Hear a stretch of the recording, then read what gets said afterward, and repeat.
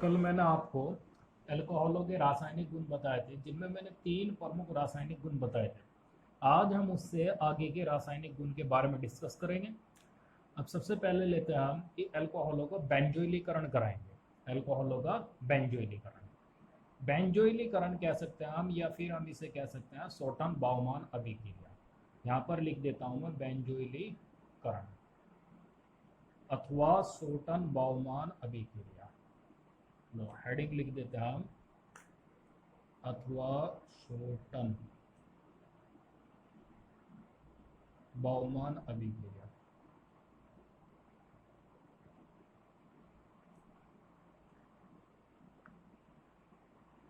ये अभिक्रिया आ गई। तो देखिए क्या होता है बेंजोइलीकरण, मतलब अल्कोहलों का बेंजोइलीकरण कराने पर क्या बनेगा। जब अल्कोहलों का बेंजोइलीकरण कराते हैं तो एरोमेटिक एस्टर बनते हैं। अब देखिए किस तरह से अभिक्रिया होगी। अब बेंजोइल क्लोराइड हो गया, इस अभिक्रिया में बेंजोइल क्लोराइड की अभिक्रिया मोनोहाइड्रिक अल्कोहल से कराई जाती है। तो मोनोहाइड्रिक अल्कोहल के OH समूह से बेंजोइल समूह, OH समूह से हाइड्रोजन H का विस्थापन बेंजोइल समूह C6H5CO से हो जाता है, जिससे क्या बनते हैं, एरोमेटिक एस्टर बनते हैं। इस अभिक्रिया को हम बेंजोइलीकरण अभिक्रिया या फिर शोटन बाउमान अभिक्रिया कहते हैं। अब देखिए यहाँ पर अभिक्रिया लिखता हूँ, ये बेंजोइल क्लोराइड का फॉर्मूला हो गया C6H5COCl। आपको दिख रहा होगा इसमें बेंजोइल क्लोराइड का हमने फॉर्मूला लिख दिया यहाँ पर। अब इसकी अभिक्रिया हम किससे करा रहे हैं, अल्कोहल से। अल्कोहल हो गया ROH, मोनोहाइड्रिक अल्कोहल हो गया ना, इससे अभिक्रिया करा रहे हैं कास्टिक अक्षारों की उपस्थिति में, यानी NaOH हो गया, इसकी उपस्थिति में अभिक्रिया करा रहे हैं। तो देखिए क्या होगा इस अभिक्रिया में, ये जो मोनोहाइड्रिक अल्कोहल के OH समूह से जो हाइड्रोजन हो गया H, इसका विस्थापन इस बेंजोइल समूह से हो जाएगा। इस हाइड्रोजन का विस्थापन किससे हो जाएगा, इस बेंजोइल समूह से हो जाएगा। मतलब ये हाइड्रोजन और ये Cl यानी HCl तो क्या हो गया, बाहर निकल गया। हाइड्रोक्लोरिक अम्ल क्या रह गया, ये OR रह गया, और OR इस C6H5CO के साथ जुड़ जाएगा, तो ये बन जाएगा C6H5CO। OR हमने और जोड़ दिया यहाँ पर, तो OR हो गया। इसे कहेंगे हम एस्टर। एस्टर कौन से हो गए, एरोमेटिक एस्टर हो गए, क्योंकि यहाँ पर बेंजीन समूह जुड़ गया ना, यहाँ पर ये फेनिल समूह जुड़ गया, तो इसलिए क्या हो गया, एरोमेटिक एस्टर हो गए। अब जैसे बेंजोइल क्लोराइड की अभिक्रिया C6H5COCl से बेंजोइल क्लोराइड की अभिक्रिया C6H5COCl की मेथिल अल्कोहल हो गया CH3OH से करा रहे हैं। है तो मोनोहाइड्रिक अल्कोहल ही, कास्टिक क्षारों की उपस्थिति में, NaOH की उपस्थिति में। तो अब इस CH3OH के OH समूह से हाइड्रोजन का विस्थापन इस C6H5CO अर्थात बेंजोइल समूह से हो जाएगा। अब ये हाइड्रोजन डिस्प्लेस हो जाएगा यहाँ पर से, तो क्या बन जाएगा यहाँ पर, ये बन के आएगा C6H5CO।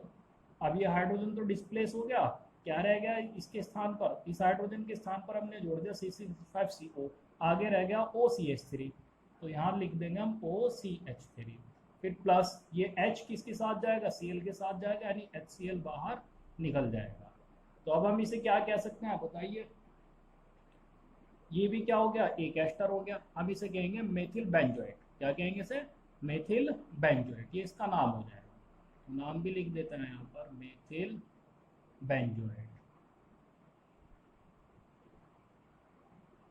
अच्छा, इस तरह से भी कर सकते हैं। अगर आप यहाँ पर मेथिल की जगह एथिल लोगे, यानी एथिल अल्कोहल से अभिक्रिया कराओगे, तो क्या बनेगा, फिर एथिल बेंजोएट बनेगा। यही अभिक्रिया क्या होती है, शोटन बाउमान अभिक्रिया होती है, या फिर हम इसे कह सकते हैं बेंजोइलीकरण की अभिक्रिया कह सकते हैं। अब दूसरी अभिक्रिया आ गई नेक्स्ट, चौथा रासायनिक गुण हो गया था इसका, क्योंकि 3 मैं पहले समझा चुका था। अभी 5वीं प्रॉपर्टीज होगी इसकी, मोनोहाइड्रिक अल्कोहल की। वो 5वीं प्रॉपर्टीज है नाइट्रिक अम्ल से अभिक्रिया। नाइट्रिक अम्ल से अभिक्रिया,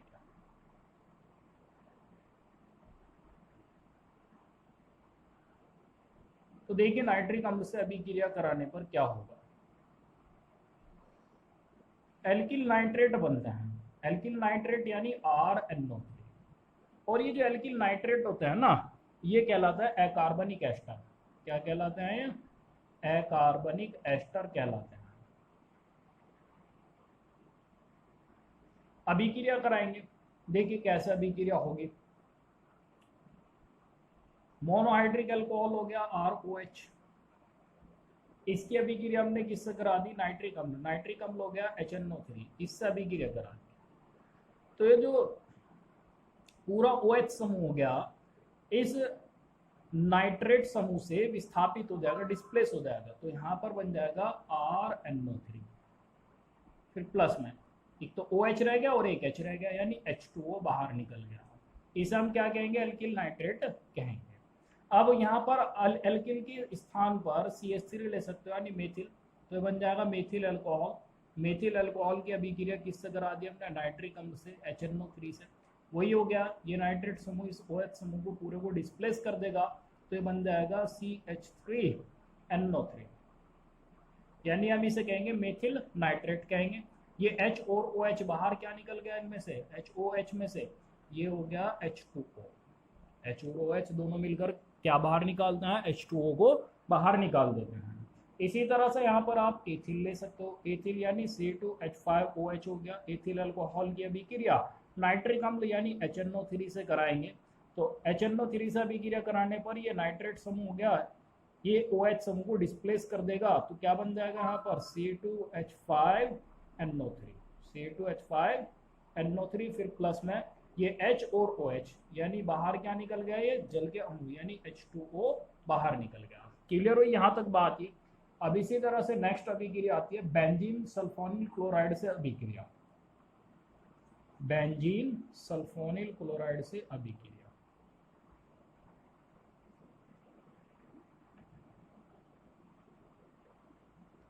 सल्फोनिल क्लोराइड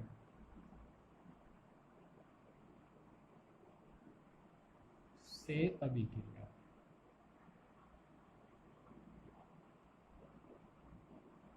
तो देखिए क्या होगा, जब बेंजीन सल्फोनिल क्लोराइड से इसकी अभिक्रिया कराएंगे, मोनोहाइड्रिक अल्कोहल होगी, तो एल्किल बेंजीन सल्फोनेट बनते हैं। इस अभिक्रिया में क्या होता है, एल्किल बेंजीन सल्फोनेट बनते हैं। अभिक्रिया देखिए किस तरह से होगी। बेंजीन सल्फोनिल क्लोराइड का फॉर्मूला लिख दिया हमने यहाँ पर, C6H5SO2Cl, SO2Cl, ये हो गया बेंजीन सल्फोनिल क्लोराइड का फॉर्मूला। इसकी अभिक्रिया हमने क्या कर दी, मोनोहाइड्रिक अल्कोहल से कर दी, मोनोहाइड्रिक अल्कोहल यानी ROH। तो देखिए इस अभिक्रिया में क्या होगा, ये जो अल्कोहल के OH समूह से हाइड्रोजन का जो विस्थापन हो जाता है ना, वो किससे होता है, C6H5SO2 समूह से हो जाएगा, यानी बेंजीन सल्फोनेट समूह से इसका विस्थापन हो जाएगा। तो करो विस्थापन, यहाँ पर इस H के स्थान पर हमने जोड़ दिया C6H5SO2, C6H5SO2। आगे क्या रहेगा इस H के स्थान पर, तो आपने जोड़ दिया, OR रह गया, तो यहाँ पर लिख देंगे OR, फिर प्लस में ये H इस Cl से संयुक्त हो जाएगा, यानी HCl बाहर निकल जाएगा, इसे कहेंगे हाइड्रोक्लोरिक अम्ल। और ये जो बना है ना, बताइए, ये बन गया बेंजीन सल्फोनेट। क्या बना है, बेंजीन सल्फोनेट, वो भी एल्किल समूह है यहाँ पर R, तो एल्किल बेंजीन सल्फोनेट कहेंगे। अगर इस R के स्थान पर आप, यानी इस एल्किल R के स्थान पर आप CH3 लेते हैं, यानी मेथिल लेते हैं, तो मेथिल बेंजीन सल्फोनेट बनेगा। और अगर R के स्थान पर आप C2H5 लोगे तो एथिल बेंजीन सल्फोनेट बनेगा। देखिए किस तरह से अभिक्रिया होगी, C6H5SO2Cl, R के स्थान पर हमने ले लिया यहाँ CH3, यानी मेथिल अल्कोहल हो गया। इसकी अभिक्रिया करा दी मेथिल अल्कोहल की, किससे, बेंजीन सल्फोनिल क्लोराइड से। तो अब ये जो बेंजीन सल्फोनिल समूह गया C6H5SO2, इस मेथिल अल्कोहल के OH समूह से H को डिस्प्लेस कर देगा, यानी विस्थापित कर देगा। तो इस H के स्थान पर हम जोड़ रहे हैं C6H5SO2, जोड़ दें, तो यहाँ पर जोड़ेंगे हम इसमें C6H5SO2 हमने जोड़ दिया, किसके स्थान पर, इस H के स्थान पर। आगे क्या रहेगा इसमें, OCH3, तो OCH3 और लिख देते हैं, फिर प्लस में देखिए क्या आ जाएगा, ये हाइड्रोजन रह गया और ये Cl, यानी HCl क्या हो गया, बाहर निकल गया। क्लियर हुई बात, इसे हम कहेंगे मेथिल बेंजीन सल्फोनेट कहेंगे। इसी तरह से इस CH3 के स्थान पर आप क्या ले सकते हो, C2H5OH यानी एथिल अल्कोहल ले सकते हो, कोई भी मोनोहाइड्रिक अल्कोहल ले सकते हो, उसी के अकॉर्डिंग ये बेंजीन सल्फोनेट बनेगा। क्लियर हुई बात है। अब इसी तरह से नेक्स्ट अभिक्रिया आती है हमारी अपचयन की अभिक्रिया। कौन सी आती है, अपचयन अभिक्रिया। तो देखिए अपचयन अभिक्रिया कराएंगे।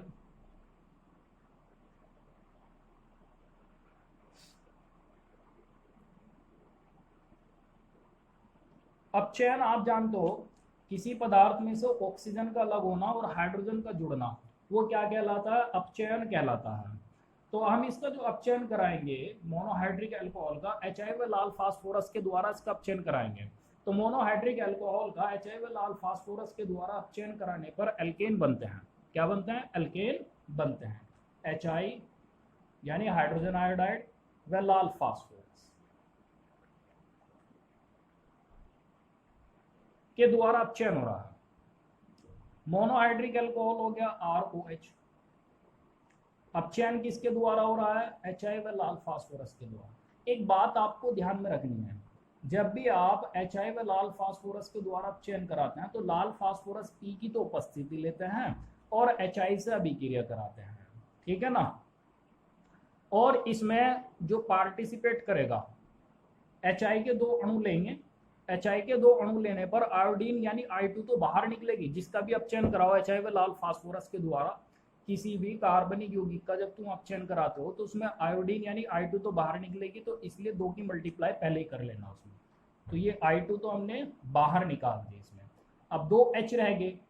अब मैंने बताया है कि किसी पदार्थ में से ऑक्सीजन का अलग होना। अब अल्कोहल हो गया, इसमें तो ऑक्सीजन है ना, अब ऑक्सीजन का अलग, जब ये ऑक्सीजन अलग होगी तभी तो क्या होगा, इसका अपचयन होगा।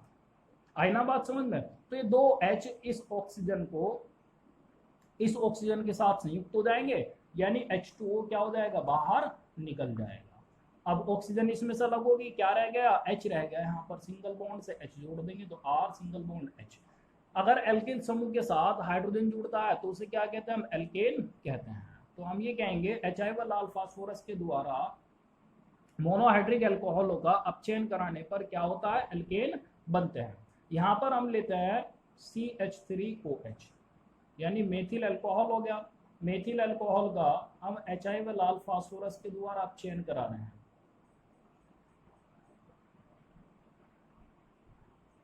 तो I2 तो बाहर निकलेगी, मैंने भी बता 2 ले लिया ना हमने इसके, तो ये I2 बाहर निकल गई।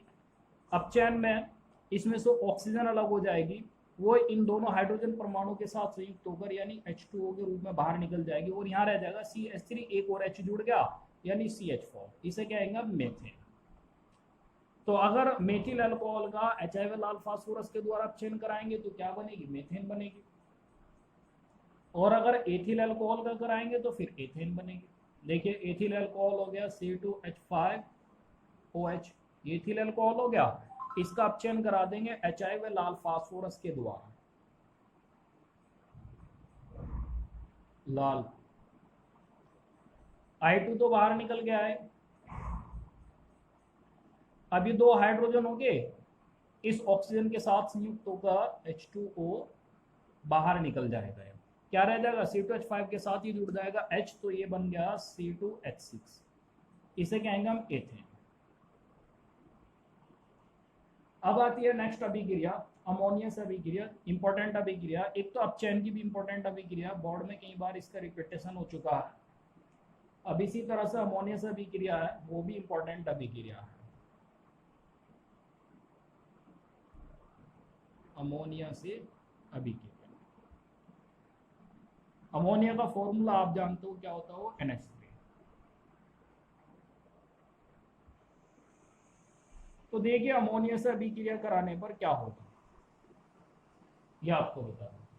एल्यूमिना Al2O3 की उपस्थिति में मोनोहाइड्रिक अल्कोहल अमोनिया से अभिक्रिया करके प्राथमिक, द्वितीयक व तृतीयक एमीन देते हैं। क्या देते हैं, प्राथमिक, द्वितीयक व तृतीयक एमीन देते हैं। पहले प्राथमिक एमीन देंगे, फिर द्वितीयक एमीन देंगे, और फिर क्या देंगे, तृतीयक एमीन देंगे। देखिए किस तरह से अभिक्रिया होगी। मोनोहाइड्रिक अल्कोहल में सपोज कीजिए आपने यहाँ पर मेथिल अल्कोहल ले लिया CH3OH, इसकी अभिक्रिया करा दी हमने अमोनिया NH3 से। अमोनिया NH3 से अभिक्रिया करा दी, एल्यूमिना की उपस्थिति में, एल्यूमिना हो गया Al2O3, लगभग 360 डिग्री सेल्सियस टेम्परेचर पर यह अभिक्रिया होती है। तो इसमें देखिए क्या होता है, इसका जो ये जो OH समूह हो गया, अभी NH3 है, NH3 को हम क्या लिख सकते हैं, NH2H लिख सकते हैं ना, इस तरह से हम, मतलब अमोनिया में जो NH2 समूह हो गया वो इस OH समूह को डिस्प्लेस कर देगा, तो ये बन जाएगा CH3NH2। क्या बन जाएगा, CH3NH2। फिर प्लस में, अब इसमें एक हाइड्रोजन रह गया और एक OH समूह रह गया यहाँ पर, यानी ये बाहर जो निकल गया H2O बाहर निकल गया, H2O बाहर निकाल दो, इसे कहेंगे हम प्राथमिक एमीन। क्या कहेंगे हम इसे, प्राथमिक एमीन, यानी मेथिल एमीन भी कह सकते हैं इसे, प्राथमिक एमीन। इसी तरह से ये जो प्राथमिक एमीन होगी CH3NH2, ये फिर से अभिक्रिया करेगी मेथिल अल्कोहल से CH3OH, वही एल्यूमिना की उपस्थिति में Al2O3, लगभग 360 डिग्री सेल्सियस टेम्परेचर पर एक हाइड्रोजन और डिस्प्लेस हो जाएगा NH2 में से, किस समूह के द्वारा, CH3 समूह के द्वारा, यानी मेथिल समूह के द्वारा। तो ये बन जाएगा CH3, एक हाइड्रोजन हट रहा है, एक हाइड्रोजन हटने का मीन्स हो गया है यहाँ पर एक CH3 जुड़ गया है, सिंगल बॉन्ड NH, इसके स्थान पर, इस हाइड्रोजन के स्थान पर हमने जोड़ दिया है CH3। फिर प्लस में देखिए क्या आ जाएगा, यहाँ से एक हाइड्रोजन और एक OH, यानी बाहर जो निकल गया वो जल का अणु यानी H2O बाहर निकल गया, इसे कहेंगे हम द्वितीयक एमीन। ये द्वितीयक एमीन फिर से अभिक्रिया कर लेगी, देखिए किस तरह से होगी। द्वितीयक एमीन हो गई ये CH3 single bond NH single bond CH3, फिर से मेथिल अल्कोहल से अभिक्रिया करेगी CH3OH। इससे अभिक्रिया करने पर ये जो CH3 समूह का मेथिल समूह एक और हाइड्रोजन को यहाँ से डिस्प्लेस कर देगा, जब इसे डिस्प्लेस करेगा तो ये बन जाएगा CH3 single bond N, single bond N single bond CH3, इस H के स्थान पर हमने एक CH3 और जोड़ दिया क्योंकि डिस्प्लेस कर दिया यहाँ पर, ये बन गया है तृतीयक एमीन। फिर प्लस में ये H और OH जो बाहर निकल गया, ये H2O बाहर निकल गया, इसे हम क्या कहेंगे, तृतीयक एमीन कहेंगे, इसे द्वितीयक एमीन कहेंगे। तो इस तरह से कहा जाता है कि अमोनिया से क्रिया करने पर मोनोहाइड्रिक अल्कोहल क्रम से प्राथमिक, द्वितीयक व तृतीयक एमीन देते हैं, पहले प्राथमिक फिर द्वितीयक और तृतीयक एमीन देते हैं, और इंपॉर्टेंट अभिक्रिया है। नेक्स्ट अभिक्रिया आती है आपकी डाईएजोमेथेन से अभिक्रिया। किससे आती है, डाईएजोमेथेन से अभिक्रिया। चलिए यहीं पर कर लेते हैं।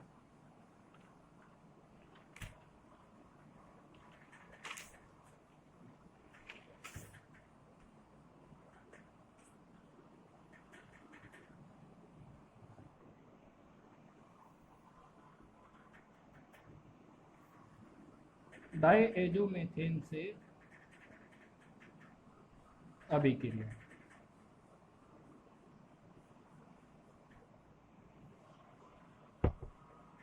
तो देखिए डाईएजोमेथेन से अभिक्रिया करने पर ईथर बनते हैं। मोनोहाइड्रिक अल्कोहल जब डाईएजोमेथेन से अभिक्रिया करते हैं तो क्या देते हैं, ये ईथर देते हैं।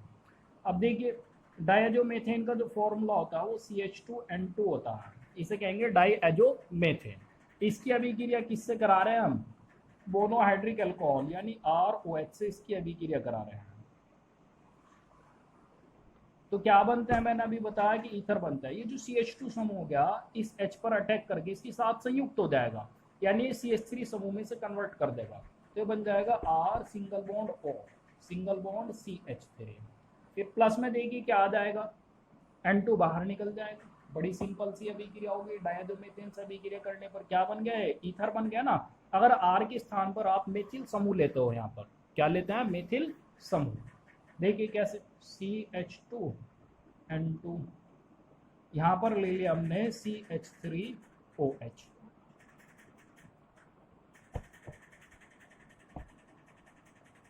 तो ये जो हाइड्रोजन परमाणु हो गया ये CH2 से संयुक्त होकर इसे कन्वर्ट कर देगा CH3 समूह में। पहले तो ये CH3 सिंगल बॉन्ड O फिर सिंगल बॉन्ड, ये H इस CH2 समूह के साथ जुड़ गया तो क्या बना दिया इसे CH3 समूह, और फिर प्लस में ये N2 अलग निकल लीजिए। क्लियर होगी बात, इसे कहेंगे हम डाइमेथिल ईथर कहेंगे। और अगर आप CH3 के स्थान पर यहाँ C2H5 लेते हो तो क्या बनेगा, डाइएथिल ईथर बन जाएगा। नेक्स्ट अभिक्रिया आती है हमारी निर्जलीकरण की अभिक्रिया, बहुत इंपॉर्टेंट अभिक्रिया है निर्जलीकरण। देखिए क्या होगा जब हम मोनोहाइड्रिक अल्कोहलों का निर्जलीकरण कराते हैं। प्रोटॉनिक अम्ल यानी जैसे हम कह सकते हैं H2SO4 या फिर H3PO4, इनकी उपस्थिति में मोनोहाइड्रिक अल्कोहलों का निर्जलीकरण कराने पर पहले जो बनता है एथिल हाइड्रोजन सल्फेट बनता है, एल्किल हाइड्रोजन सल्फेट बनता है, जो अल्कोहल की अधिकता में ईथर देगा, लेकिन प्रोटॉनिक अम्लों की अधिकता में एल्कीन देता है। प्रोटॉनिक अम्लों की अधिकता में क्या देता है, एल्कीन देता है। देखिए किस तरह से अभिक्रिया होगी। अब हम यहाँ पर मोनोहाइड्रिक अल्कोहल में लेते हैं एथिल अल्कोहल ले लेते हैं। एथिल अल्कोहल हो गया C2H5OH, इससे आपकी अभिक्रिया क्लियर हो जाएगी अच्छी तरह से। एथिल अल्कोहल की अभिक्रिया हम किससे करा रहे हैं, सल्फ्यूरिक अम्ल से, यानी प्रोटॉनिक अम्लों की उपस्थिति में।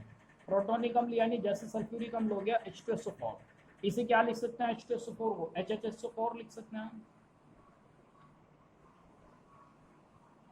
निर्जलीकरण हो रहा है, निर्जलीकरण का मीन्स हो गया कि जल के अणु बाहर निकलना, यानी ये HOH यानी H2O तो क्या हो गया, बाहर निकल गया। ये C2H5 के साथ ये HSO4 जुड़ जाएगा तो बन जाएगा C2H5HSO4। ये क्या बन गया है, एल्किल हाइड्रोजन सल्फेट, मतलब एथिल हाइड्रोजन सल्फेट बन गया है। अब ये दो तरह से अभिक्रिया होगी। मैंने अभी बताया मोनोहाइड्रिक अल्कोहल पहले प्रोटॉनिक अम्लों से अभिक्रिया करेंगे, और प्रोटॉनिक अम्लों से अभिक्रिया करने पर प्रोटॉनिक अम्ल में जैसे सल्फ्यूरिक अम्ल हो गया H2SO4, इससे अभिक्रिया करने पर पहले क्या देंगे, एल्किल हाइड्रोजन सल्फेट देंगे। फिर ये बाद में दो तरह से अभिक्रिया करता है, एक तो अल्कोहल की अधिकता में करते हैं और दूसरी जो करते हैं ना वे प्रोटॉनिक अम्ल की अधिकता में करते हैं। अब पहली अभिक्रिया होगी अल्कोहल की अधिकता में। अगर हम ये कहेंगे इसमें C2H5OH की अधिकता हो तो ये जो एथिल हाइड्रोजन सल्फेट हो गया C2H5HSO4, जो अल्कोहल की अधिकता में, अल्कोहल यानी C2H5OH की अधिकता में डाइएथिल ईथर देगा। क्या देगा, ये डाइएथिल ईथर देगा। ये जो OH C2H5OH के OH समूह से हाइड्रोजन का विस्थापन हो जाएगा, किसके द्वारा हो जाएगा, इस C2H5 के द्वारा विस्थापन हो जाएगा। तो ये बन जाएगा C2H5 सिंगल बॉन्ड O और सिंगल बॉन्ड C2H5 प्लस में देखिए क्या हो जाएगा, HSO4 इस H से रिएक्शन कर देगा, ये H2SO4 जो का तो बाहर निकल जाएगा। क्लियर हो ये बात। ये एक तरह से उत्प्रेरक का जो सिद्धांत बताया था ना मैंने तुम्हें, ठीक है ना, माध्यमिक यौगिक सिद्धांत, इस तरह से अभिक्रिया है। पहले जो हो गया इस तरह से उत्प्रेरक का इसमें कार्य कर रहा, उत्प्रेरक एक अभिकारक से क्रिया करा, एक माध्यमिक यौगिक बना दिया, फिर उसने दूसरे अभिकारक से क्रिया करके यानी फिर C2H5OH से क्रिया करके अंतिम उत्पाद दे दिया और अपना आप उत्प्रेरक में कन्वर्ट हो गया। फिर से सेकेंड अभिक्रिया जो होगी, ये जो अभिक्रिया होगी 140 डिग्री सेल्सियस टेम्परेचर पर होती है। अगर हम ये कहेंगे कि जो अधिकता है C2H5HSO4 में, अधिकता किसकी है, प्रोटॉनिक अम्ल की। प्रोटॉनिक अम्ल यानी जैसे सांद्र H2SO4 की उपस्थिति में कराई थी हमने अभिक्रिया, इसकी अधिकता है तो ये 160 से 170 डिग्री सेल्सियस टेम्परेचर पर एल्कीन देगा। निर्जलीकरण हो जाएगा। वही निर्जलीकरण में तो जल के अणु यानी H2O बाहर हमने पहले ही निकाल दिया, तो एल्कीन में यहाँ पर दो कार्बन परमाणु, तो दो कार्बन परमाणु वाली एल्कीन यानी C2H4 एथिलीन निकल जाएगी। क्या निकलिया यहाँ पर, एथिलीन। फिर प्लस में क्या रह गया, C2H4 एक H और HSO4, HHSO4 का मीन्स हो गया यानी H2SO4 बाहर निकल गया। क्लियर हुई बात ये। तो इस तरह से कहेंगे कि प्रोटॉनिक अम्लों की उपस्थिति में इनका निर्जलीकरण कराएंगे, तो निर्जलीकरण कराने पर पहले तो एल्किल हाइड्रोजन सल्फेट बनेगा जो 140 डिग्री सेल्सियस तापमान पर अल्कोहल की अधिकता में तो ईथर देगा, लेकिन प्रोटॉनिक अम्लों की उपस्थिति में क्या देगा, एल्कीन देगा। यही अभिक्रिया क्या होगी, निर्जलीकरण की अभिक्रिया होगी, और बहुत इंपॉर्टेंट अभिक्रिया है, बहुत ज्यादा इंपॉर्टेंट अभिक्रिया होगी ये। और इनके निर्जलीकरण का क्रम भी बता दूं आपको, क्या क्या क्रम होता है निर्जलीकरण का, इनका निर्जलीकरण का क्रम।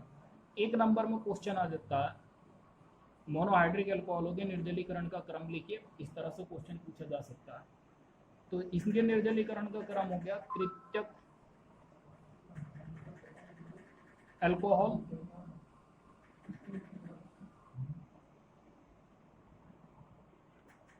फिर द्वितीयक आ जाएगा, और फिर प्राथमिक। मतलब जो सबसे ज्यादा निर्जलीकरण में पार्टिसिपेट करते हैं ना वो तृतीयक अल्कोहल करते हैं, उससे कम द्वितीयक अल्कोहल करते हैं, और उससे कम क्या करते हैं, प्राथमिक मोनोहाइड्रिक अल्कोहल इसमें पार्टिसिपेट करते हैं। तो आज के लिए इतना ही काफ़ी है। नेक्स्ट टॉपिक में आपको, नेक्स्ट वीडियो में आपको नेक्स्ट टॉपिक समझा दें।